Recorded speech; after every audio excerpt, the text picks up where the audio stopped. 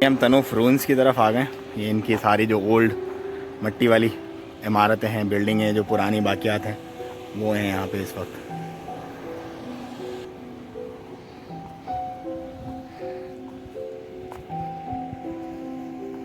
ये मस्जिद है, एक पुरानी बनी हुई मस्जिद अल शरा।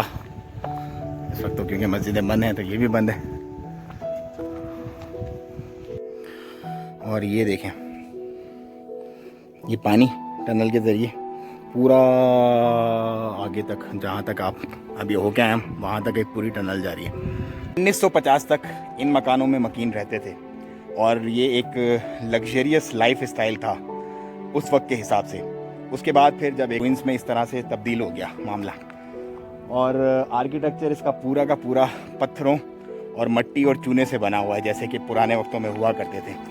सो भी जगह की जो बाकियात होती हैं वो उसके रहने वालों का इल्म देती है कि यहाँ पर सिविलाइजेशन आबाद थी, हंसते बसते गांव आबाद थे, और अब ये खंडर है। ऐसे ही आपने देखा होगा हड़प्पा, और उसके बाद आपने जो मोहनजोदड़ो है सिंध में, पाकिस्तान में, वो देखा होगा। सो सिविलाइजेशंस आती जाती रहती हैं, अपने नकूश छोड़ती रहती हैं। ज़रा कारीगरी चेक करें कि किस तरह से सीपियाँ भी हैं इसमें, पत्थर भी है, चूना भी है, गारा भी है, तमाम चीज़ें मिला करके इसको एक पुख्ता इमारत, और अपने हिसाब से अपने टाइम के लग्जरी घर थे ये। हर चीज़ आपको मिलेगी इसके गारे में मौजूद, चाहे वो बोरियां हों, चाहे वो जो खजूर के होते हैं पत्ते वो हों, ये छोटे छोटे पत्थर हों, चूना हो, या ये देखें लकड़ी के अंदर ये शहद के टाइप के मुझे लग रहे हैं कुछ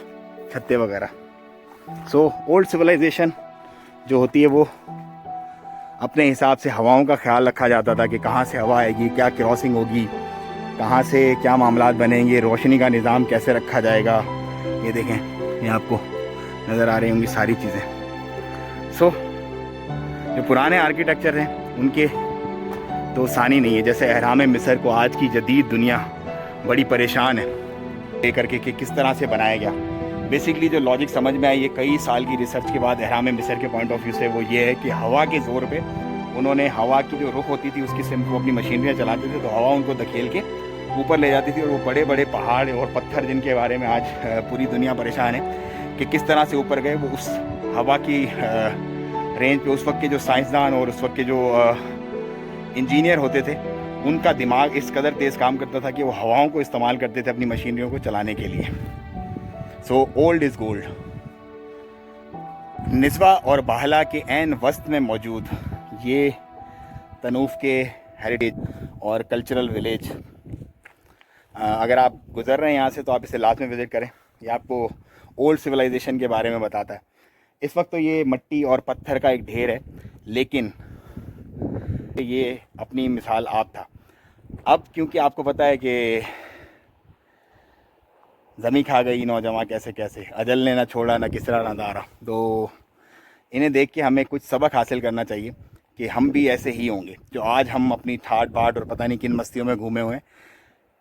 एंड यही है।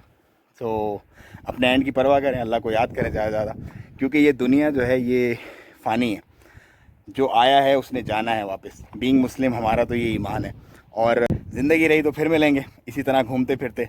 और दुआओं में याद रखिएगा, अपना बहुत ख्याल रखिएगा, चैनल को सब्सक्राइब कीजिएगा, क्योंकि अभी असली फ़न हमने स्टार्ट किया है, अभी बहुत सारी चीज़ें देखना बाकी हैं। अस्सलाम वालेकुम वरहमतुल्लाह।